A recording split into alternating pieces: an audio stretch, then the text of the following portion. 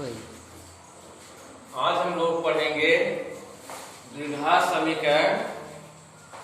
सबसे पहले इसमें हमें ये सीखना है कि द्विघात समीकरण को हम कैसे पहचाने।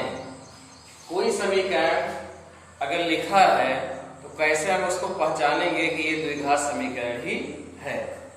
तो सबसे पहले बच्चों, द्विघात समीकरण का जो मानक रूप है वो है ax² plus bx plus c बराबर 0। अगर कोई समीकरण इस तरह के पदों में है जहां a का मान 0 न हो और a, b और c ये वास्तविक संख्याएं हैं। वास्तविक संख्याओं का अर्थ आप लोग जानते ही होंगे, जैसे 1, 2, 3 या डॉट डॉट डॉट कोई भी संख्या जो है इसका मान हो सकती है, ये धनात्मक भी हो सकती है और ऋणात्मक भी हो सकती है। जैसे +1, +2, +3 डॉट डॉट सो ऑन, -1, -2, -3 भी हो सकता है। तो इस तरह से अगर कोई समीकरण, और आप जानते हैं अगर समीकरण में दो पक्ष न हो तो हम उसे समीकरण नहीं कहेंगे। अगर यही चीज ऐसे लिख दी जाए ax² plus bx plus c, तो इसको हम द्विघात समीकरण नहीं कहेंगे। क्या फर्क है दोनों में, क्यों इसको कहते हैं इसको नहीं कहते हैं, अब हम ये सीखेंगे। तो फर्क ये है, इसमें अगर आप लिखेंगे तो समीकरण का तात्पर्य है बराबर के दोनों पक्ष होने चाहिए, बायां पक्ष भी दायां भी। यहां देखिए बराबर के इधर बायां पक्ष है, इधर दायां पक्ष है, इसलिए समीकरण है। लेकिन यहाँ बराबर है ही नहीं है, इसलिए यह समीकरण नहीं है। अब इसको हम देखते हैं कि अगर हम a b c, ये ऐसा रूप है द्विघात समीकरण का कि अगर मैं इसमें a b c का एक वास्तविक संख्याओं का मान रख दूं तो आपको तमाम सारे ऐसे द्विघात समीकरण प्राप्त होते जाएंगे। अब अगर a का मान मैं 1 ले लूं, अगर a बराबर 1, b बराबर 2, c बराबर 3 और इसी में इसके मान रख दीजिए, a की जगह 1, b की जगह 2, c की जगह 3, तो आपको तमाम सारे इसके मान जैसे जैसे आप बदलते जाएंगे आपको नए नए समीकरण प्राप्त होते जाएंगे। अब हम इसमें मान रखते हैं, देखते हैं क्या मिलता है। तो अगर a का मान 1 रखेंगे तो यहाँ x² 1 आएगा, 1x² है। यहाँ b का मान कितना रखेंगे 2, तो क्या बनेगा यहाँ 2x। यहाँ c का मान क्या रखेंगे 3, तो ये बन गया ये समीकरण, और इसे ही हम द्विघात समीकरण कहते हैं। लेकिन एक शर्त है, इस समीकरण में जो x² का गुणांक है, कैसे पहचानेंगे कि x² का गुणांक क्या है। x² को छिपा लीजिए, इसके बगल जो संख्या मिलती है आपको वही इसका गुणांक कहलाती है। तो यहाँ भी कोई संख्या नहीं तो उसको हम कितना मानते हैं 1, तो x² का गुणांक हो गया 1। इसका मान अगर 0 हो जाए तो यह पद जो है क्या हो जाएगा 0 हो जाएगा, इसलिए a का मान 0 नहीं होना चाहिए।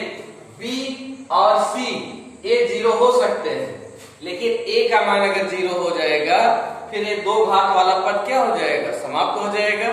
इसलिए ऐसे पदों को, ऐसे समीकरण जिसमें a का मान 0 हो जाता है उसे हम द्विघात समीकरण नहीं कहते हैं।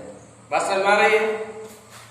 अब इसके बाद आप जैसे मैंने a b c का 3 मान लिया तो एक समीकरण हमको मिला, लेकिन अभी इसी में अगर मैं इसको मिटा दूं, चीज वही है, सब पद वही है, लेकिन अब इसे हम द्विघात समीकरण नहीं कहेंगे। कोई पूछता है क्यों नहीं कहते, तो इसका उत्तर ये है क्योंकि ये जो है इसमें दो पक्ष नहीं है, इसलिए यह जो है समीकरण नहीं है, बल्कि इसको हम बोलते हैं द्विघात त्रिपदी व्यंजक, जो आप कक्षा 9 में पढ़ चुके हैं। इस तरह से हमने सीखा द्विघात समीकरण का मानक रूप क्या है। अब हम पहचानते हैं अगर कोई समीकरण दिया गया है, अलग अलग रूपों में दिया होता है, तो कैसे हम इसको पहचानते हैं? जैसे देखिए x² प्लस 5 बराबर 0, ये द्विघात समीकरण है कि नहीं है? ये भी है। क्यों है? ये है द्विघात समीकरण। कैसे? देखिए यहाँ x² तो दिया है, अब ये वाला पद संख्या है लेकिन ये पद क्या है? 0 है। इसको हम लिख सकते हैं 0 इंटू x प्लस 5 बराबर 0। अभी पहले मैंने आपको बताया था कि कोई भी समीकरण द्विघात समीकरण होगा अगर a का मान 0 न हो। b का मान देखो 0 है, c का मान भी हो सकता है 0 हो जाए, लेकिन इसका मान अगर 0 नहीं है तो भी ये समीकरण द्विघात समीकरण कहलाएगा। अब जैसे मान लीजिए अगला सब टाइप लिखते हैं कि x² बराबर 5, तो ये भी जो है 5x² बराबर 0, ये भी समीकरण आपका द्विघात समीकरण है। ये द्विघात समीकरण है, ये भी द्विघात समीकरण है। लेकिन अभी कोई ऐसे लिख दिया जाए 3x प्लस 5 बराबर 0, तो क्या यह द्विघात समीकरण है? इसलिए नहीं है क्योंकि इसमें a² का मान अगर इसको हम और विस्तार से लिख दें तो आपको बनेगा 0 into x² plus 3x plus 5 equal to 0। अब देखिए यहाँ a का मान क्या हो गया? 0, b का मान 0 नहीं है, c का मान भी 0 नहीं है, लेकिन परिभाषा में कहा गया है कि अगर इस तरह का मानक रूप है और a का मान 0 हो जाए तो यह जो समीकरण प्राप्त होता है यह द्विघात समीकरण नहीं कहलाता, इसलिए यह द्विघात समीकरण नहीं है। अब हम इसके तमाम और एग्जाम्पल लेते हैं कि कैसे आप पहचानेंगे कि कोई समीकरण द्विघात है अथवा नहीं है। कभी कभी घुमा के देता है, जैसे देता है x plus 1/x equal to 0। अब यहाँ बच्चे मिस करते हैं कि इसमें तो न द्विघात है, न एक घात वाला पद है और न ये अचर संख्या है, फिर इसको हम कैसे कहेंगे? तो यहाँ आप जो प्रक्रिया दी गई है गुणन की, यहाँ प्लस है। गणित में संक्रियाएं हैं योग, अंतर, गुणा और भाग। तो यहाँ आपको जो भी पद मिलेंगे आप इन संक्रियाओं को थोड़ा प्लस है तो जोड़ लेंगे, माइनस है तो घटा लेंगे, और गुणा है तो गुणा कर लेंगे, भाग करना है तो भाग करके थोड़ा सरल कर लेते हैं।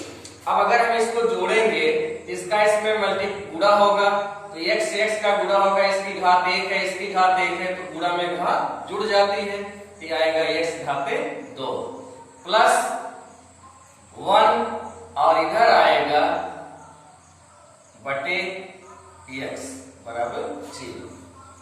इसको इसमें हमने गुणा किया, ये आया, फिर इसका अंश इसमें जोड़ दिया और पूरे का हर हो गया x। अब थोड़ा तिरछा गुणा कर दीजिए, इसका इसमें और इसका इसमें, 1 का गुणा इसमें होगा वही चीज मिलेगी, आपको मिलेगा x² प्लस 1 इक्वल टू, और x का गुणा 0 में करेंगे तो आएगा 0। अब देखिए इस समीकरण को हम द्विघात समीकरण कह सकते हैं। क्यों? कि जो शर्त है a का मान 0 नहीं है, c का मान भी आपको दिया है, लेकिन b का मान क्या है? 0। अगर इसको उस तरह से लिखा जाए तो ये बनेगा x² plus 0 into x plus 1 बराबर 0। अब जो मैंने आपको समझाया था इस तरह के पद हो और a का मान 0 न हो। यहाँ देखिए a का मान 0 नहीं है, इसका मान 0 है, b का, c का मान भी 1 है, c भी 0 होता, केवल एक पद भी बचेगा, तब भी ये द्विघात समीकरण होगा।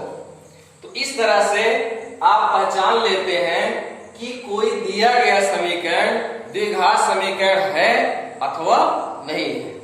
ठीक है, अब इसके बाद हम लोग दूसरा एग्जाम्पल लेते हैं। ये द्विघात समीकरण है।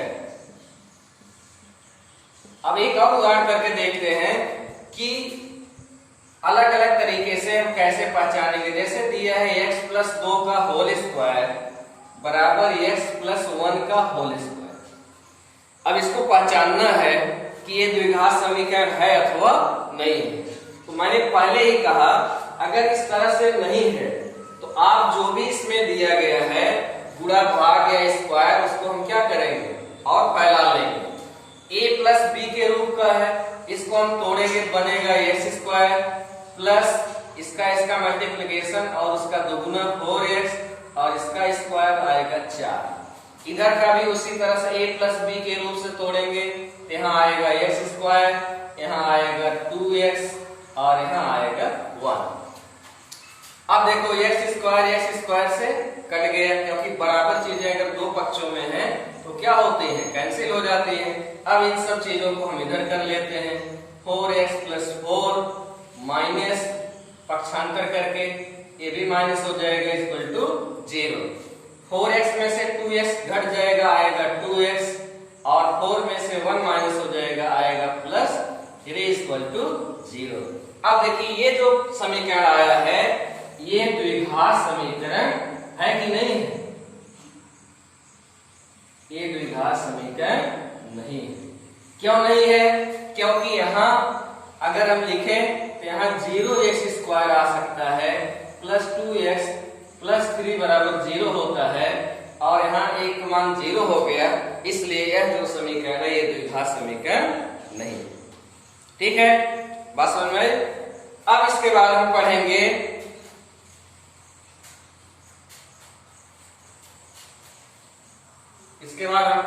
द्विघात समीकरण का शून्य क्या होता है। द्विघात समीकरण अभी तक हमने पढ़ा द्विघात समीकरण को पहचानना। अब हम पढ़ेंगे द्विघात समीकरण का शून्य क्या है।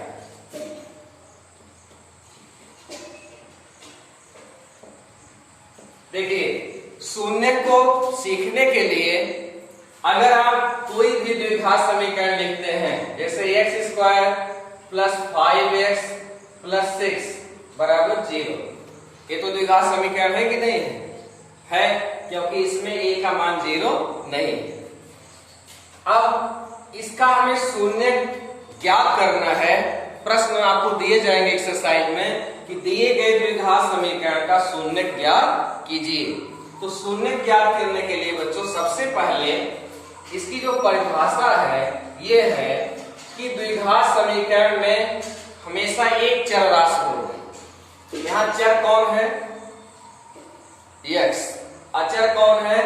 6 और 5। इसी को कोई लिख सकता है p square plus 5p plus 6 बराबर 0। यहाँ भी देखिए एक अचर है p, अचर का अर्थ है अक्षर, कोई भी अक्षर होगा, और चर का अर्थ है अक्षर और अचर का अर्थ है संख्या। ठीक, जैसे यहाँ अक्षर क्या है x, तो ये चर है। यहाँ अक्षर क्या है p, ये भी चर है। लेकिन संख्याएं जो है ये क्या सी राशि है? अचर है। अब इसी तरह से एक चर हो, पहला पद 2 घात में हो, दूसरा 1 घात में हो और अंतिम पद एक संख्या हो, तो ऐसे समीकरण का शून्य क्या होता है? देखिए जो भी समीकरण आपको दिया होगा उसमें आपको एक ही चर राशि मिलेगी, चाहे वो x में हो, चाहे वो p में हो, चाहे m में हो, चाहे n में हो, चाहे a में हो, एनी वर्ड होगा, कोई अक्षर एक होगा। अब इसका शून्य निकालने के लिए सबसे पहले हम ये ज्ञात करते हैं कि इस जो अक्षर है इस चर राशि का कौन सा एक मान ऐसा रख दें जो इसके मान को 0 कर दे, वही इसका शून्य कहलाता है। किसी द्विघात समीकरण का चर का वह मान जो इस समीकरण के मान को 0 कर देता है उसको हम कहते हैं इस द्विघात समीकरण का शून्य। अब देखते हैं कि इसमें कौन सा मान इसका होगा जो इसको शून्य कर देता है। तो अगर हम x का मान -2 रखें तो देखें क्या मिलता है। अगर 2 रखेंगे तो यहाँ आपको मिलेगा -2 का होल स्क्वायर, यहाँ मिलेगा +5 और यहाँ आएगा -2 और 6 ही रहेगा, ये 0 है। अब इसका स्क्वायर करेंगे माइनस का, आप जानते हैं अगर यहाँ सम संख्या है तो हमेशा प्लस आता है, तो ये प्लस हो गया और 2 दूनी 4। यहाँ आएगा माइनस प्लस का गुणनफल माइनस 5 दूनी 10 और यहाँ आएगा +6। अब देखिए 4 ये है प्लस में और ये भी प्लस में, तो प्लस प्लस एक साथ जुड़ा तो +10 -10 है ये, इसका मान क्या आ गया 0। अब यहाँ आपने देखा इस उदाहरण से कि इस द्विघात समीकरण में जब मैंने x चर राशि का मान -2 रखा तो इसका मान 0 हो जाता है। इसलिए हमने पहले आपको समझाया था कि इस चर राशि का वह मान जो इसके मान को शून्य कर देता है या उसका मान रखने पर इसका मान शून्य प्राप्त होता है, ऐसे मान को ही हम द्विघात समीकरण का शून्य कहते हैं। तो अब यहां इसका शून्य क्या हुआ, x बराबर -2, तो इसका एक शून्य का आपको मिल गया, इस समीकरण का एक शून्य का आपको प्राप्त हुआ -2। अच्छा, प्रश्न नहीं उठता है यहाँ क्या द्विघात समीकरण के एक ही शून्य होंगे या कितने शून्य हो सकते हैं। तो इसको याद रखिए बच्चों, किसी भी द्विघात समीकरण का एक भी शून्य हो सकता है, लेकिन ज्यादा से ज्यादा अधिकतम 2 शून्य से अधिक नहीं हो सकते। एक भी हो सकता है लेकिन 2 से अधिक शून्य नहीं हो सकते, 2 से अधिक शून्य नहीं हो सकते।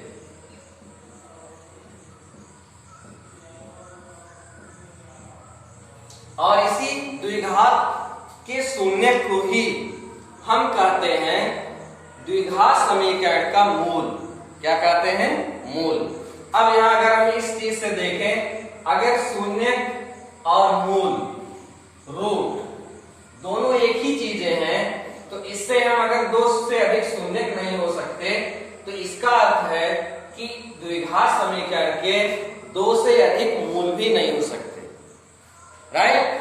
तो यहां हमने देखा कि शून्य जो है कैसे हम डिफाइन करते हैं, कैसे परिभाषित करते हैं और कैसे हम दिए गए प्रश्न में शून्य को ज्ञात कर लेते हैं।